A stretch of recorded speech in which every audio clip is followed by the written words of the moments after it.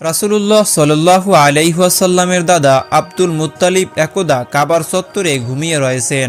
এমন সময় একজন আগন্তুক তাকে এসে বলল, হে আব্দুল মুত্তালিব, তুমি তাইবা খনন করো। আব্দুল মুত্তালিব তাকে জিজ্ঞাসা করলেন, তাইবা কি? কিন্তু লোকটি তার প্রশ্নের কোনো উত্তর না দিয়ে সেখান থেকে চলে গেলেন। পরদিন তিনি আবার সেই স্থানে ঘুমিয়ে রয়েছেন। আবার সেই আগন্তুক তাকে এসে বলল, হে আব্দুল মুত্তালিব, তুমি বাররা খনন করো। আব্দুল মুত্তালিব লোকটিকে জিজ্ঞাসা করলেন, বাররা কি? লোকটি তার প্রশ্নের উত্তর না দিয়ে আবার চলে গেল। পরদিন আবার আব্দুল মুত্তালিব সেই স্থানেই ঘুমিয়ে রয়েছেন। আবার সেই আগন্তুক এসে তাকে বলল, হে আব্দুল মুত্তালিব, তুমি মাজনুনা খনন করো। তখন আব্দুল মুত্তালিব তাকে আবার জিজ্ঞাসা করলেন, মাজনুনা কি? কিন্তু আবারও লোকটি তার প্রশ্নের কোনো উত্তর না দিয়ে চলে গেলেন। পরদিন যখন আবার তিনি সেই স্থানে ঘুমিয়ে রয়েছেন, তখন সেই লোকটি তাকে আবার বলল, হে আব্দুল মুত্তালিব, তুমি জমজম খনন করো। তখন আব্দুল মুত্তালিব তাকে আবার জিজ্ঞাসা করলেন, জমজম কি? আব্দুল মুত্তালিবের প্রশ্ন শুনে তখন আগন্তুক লোকটি উত্তর দিল, জমজম এমন একটি কূপ যার পানি কোনোদিন শেষ হবে না। সে সর্বদাই মানুষের তৃষ্ণা নিবারণ করতে থাকবে। সে সর্বদাই হাজীদের তৃষ্ণা নিবারণ করতে থাকবে। আব্দুল মুত্তালিব জিজ্ঞাসা করলেন, আমি কিভাবে জানবো যে জমজমের কূপের অবস্থান কোথায় রয়েছে? তখন আগন্তুক বলল, যেখানে রয়েছে একটি পিপিলিকার বাসা এবং তার উপর রয়েছে রক্তে রঞ্জিত একটি মাংস, আর সেই মাংসটিকে ঠোকরাচ্ছে একটি কাক, সেই স্থানে জমজম কূপ রয়েছে।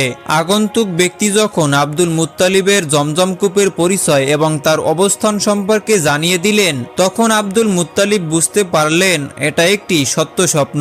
পরদিন নিয়ম অনুসারে আব্দুল মুত্তালিব ভ্রমণ করলেন। তারপর তিনি কূপ খোঁড়ার যন্ত্রপাতি নিয়ে আবার চত্বরে আসলেন। তার সঙ্গে তখন ছিল তার একমাত্র ছেলে হারেস ইবনে আব্দুল মুত্তালিব। হারেস তখন আব্দুল মুত্তালিবের একমাত্র সন্তান ছিল। অন্যান্য সন্তানরা তখন জন্মগ্রহণ করেননি। তিনি দেখতে পেলেন আরবের অদূরে একটি উট জবেহ করা হয়েছে। এমন সময় একটি কাক সেখান থেকে একটি গোস্তের টুকরো নিয়ে কাবা শরীফের অন্তিদূরে একটি পিপিলিকার বাসার উপর সেই গোস্তের টুকরোটি ফেলে দিল। অর্থবর্ষে ঠোঁট দিয়ে গোস্তের টুকরোটির উপর ঠোকরাতে লাগলো। আব্দুল মুত্তালিব তখন বুঝতে পারলেন এখানেই রয়েছে জমজম কূপের অবস্থান। এরপর সেই স্থানে গিয়ে তিনি খনন করতে লাগলেন। খনন করতে করতে যখন জমজম কূপের পার প্রকাশিত হয়ে গেল, তখন কুরাইশরা বুঝতে পারল যে আব্দুল মুত্তালিব তাদের পিতৃপুরুষ ইসমাইলের কূপের সন্ধান পেয়েছে। বুঝতে পেরে তারা তার চারপাশে ভিড় জমিয়ে ফেলল। এরপর তারা তাকে বলল, হে আব্দুল মুত্তালিব, এটা আমাদের পিতা ইসমাইলের কূপ, এতে আমাদের সবারই অধিকার রয়েছে, অতএব তুমি এই কূপে আমাদেরকেও শরিক করে নাও।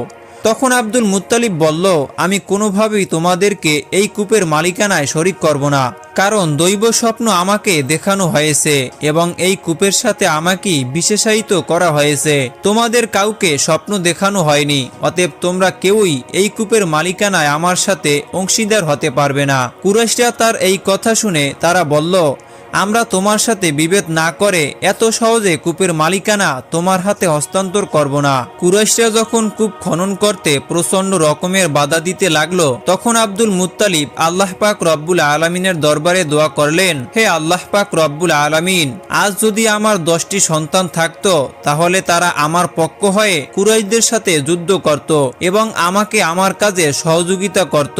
হে আল্লাহ পাক রব্বুল আলামিন, হে রহমানুর রহিম, তুমি যদি একে একে আমাকে 10টি সন্তান দান করতে, তাহলে সেই 10টি সন্তানের মধ্য থেকে একজনকে আমি তোমার রাস্তায় কোরবানি করে দিতাম। অতঃপর কুরাইশরা আব্দুল মুত্তালিবকে বলল, হে আব্দুল মুত্তালিব, তুমি আমাদের মাঝে ইনসাফ প্রতিষ্ঠা করো। তুমি আমাদের পিতৃপুরুষ ইসমাইলের কূপটি একাই দখল করে নিও না। তখন আব্দুল মুত্তালিব তাদেরকে বললেন, তাহলে তোমরা ঠিক করো কাকে বিচারক নির্ধারণ করতে চাও। কুরাইশরা বলল, ইয়ামেনে একজন গণক মহিলা থাকে, আমরা সকলেই তাকে বিচারক নির্ধারণ করলাম। তখন আব্দুল মুত্তালিব বললেন, ঠিক আছে, আমার এতে কোনোই আপত্তি নেই। এরপর কুরাইশরা আব্দুল মুত্তালিবের সঙ্গে সেই গণক মহিলার কাছে যাওয়ার জন্য রওনা করলেন। সেই দিনগুলি গ্রীষ্মের দিন ছিল। প্রচন্ড গরমে ও রোদে সবকিছু যেন পুড়ে যাচ্ছিল। দূর দূরান্ত পর্যন্ত মরুভূমির মাঝে কোনো গাছপালা ছিল না। এমনই এক কঠিন পরিস্থিতিতে আব্দুল মুত্তালিব তার সাথীদেরকে সঙ্গে করে নিয়ে সেই গণক মহিলার কাছে যাওয়ার জন্য ইয়েমেনের উদ্দেশ্যে রওনা করলেন। করলেন।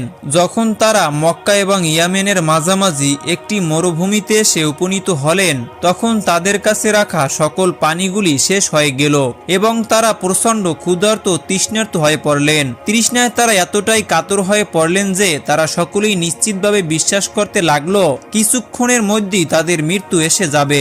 আব্দুল মুত্তালিব তার সঙ্গীদের ভয় বুঝতে পেরে তাদেরকে জিজ্ঞাসা করলেন, তোমরা এখন কি করতে চাও?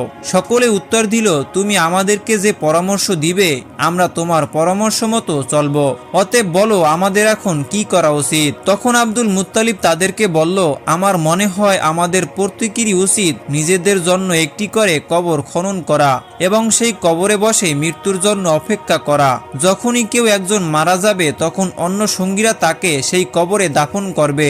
সর্বশেষ বাকি থাকবে মাত্র একজন ব্যক্তি। সকলে দাফন না হওয়ার চাইতে একজন ব্যক্তি দাফন না হওয়া অনেক উত্তম। অতঃপর আব্দুল মুত্তালিবের এই পরামর্শ অনুযায়ী সকলে নিজেদের জন্য একটি করে কবর খনন করলো এবং সেই কবরে বসে তারা মৃত্যুর জন্য অপেক্ষা করতে লাগলো। কিছুক্ষণ এভাবে চলে গেল। কিছুক্ষণ এভাবে চলে যাওয়ার পরে আব্দুল মুত্তালিব চিন্তা করলেন, পানির জন্য কোনরূপ চেষ্টা না করে এভাবে মৃত্যুর জন্য অপেক্ষা করাটা একটা বোকামি ছাড়া আর কিছুই নয়। আমরা যদি পানির জন্য চেষ্টা করি তাহলে হতেও তো পারে আল্লাহ পাক রব্বুল আলামিন আমাদের জন্য পানির ব্যবস্থা করে দিবেন। এরপর তিনি তার সঙ্গীদেরকে বললেন, হে ভাইয়েরা, আমরা এভাবে মৃত্যুর জন্য অপেক্ষা না করে চলুন খুঁজে দেখি কোথাও কোনো পানি পাওয়া যায় কিনা। যদি আমরা পানির অন্বেষণ না করে এবং নিজেদেরকে এভাবে মেরে ফেলি তাহলে আমরা কাপুরুষ বলে বিবেচিত হব। আব্দুল মুত্তালিবের এই পরামর্শে কুরাইশরা পানির অন্বেষণের জন্য তাদের নিজের বহনের কাছে চলে গেল এবং তাদের সকলকে প্রস্তুত করতে লাগলো। যখন নবীজির দাদা আব্দুল মুত্তালিব তার ঘোড়াটিকে রওনা করার জন্য প্রস্তুত করতে লাগলেন, তখন তিনি দেখতে পেলেন ঘোড়ার পায়ের নিচ থেকে পানির ফোয়ারা বের হচ্ছে। পানির ফোয়ারা দেখে তিনি তাকবীরে ধ্বনি দিতে লাগলেন এবং তার সঙ্গে সঙ্গে অন্যান্য কুরাইশরাও তাকবীর ধ্বনি তুলতে লাগলো। এরপর তারা সকলে তাদের বহন থেকে নেমে এসে সেই পানি তৃপ্তি সহকারে পান করলো। ইসলাম প্রিয় দ্বীনী ভাই ও বোনেরা,